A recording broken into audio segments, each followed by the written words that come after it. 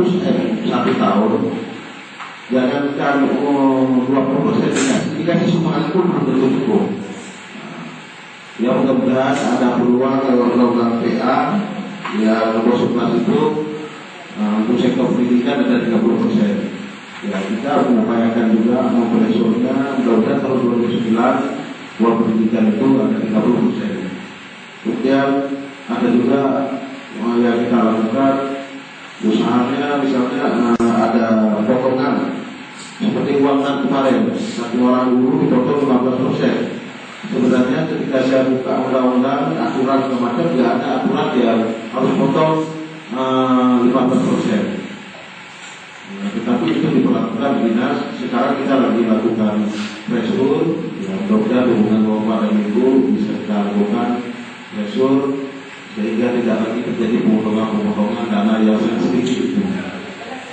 Jadi itu nggak salah kalau perhitungan dari kemarin 1 bulan 166.046 rupiah dipotong lagi.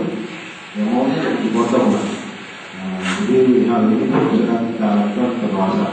Kemudian ada beberapa sekolah itu saya lihat gurunya beberapa bulan nggak pernah datang.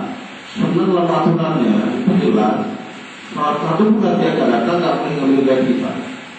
Jadi ini sangat kami harapkan bukan dukungan dari Bapak, kalau ada guru yang tidak hadir di sekolah sampai 1 bulan perlu disampaikan pada itu dan itu kepala sekolah itu diberikan tidak diberikan gaji.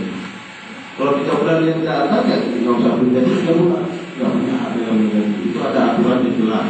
Nanti kalau ada di sekolah orang begitu, yang begitu ada yang dari SD berapa sih? Ya, itu ada salah satu guru yang sudah beberapa bulan tidak datang sekolah. Kemudian kemarin ada di SD Suarso, ada nggak begitu SD Suarso ini? Itu kemarin ada juga 1 orang yang nggak datang beberapa bulan juga, sehingga kita tegur, kita gajar.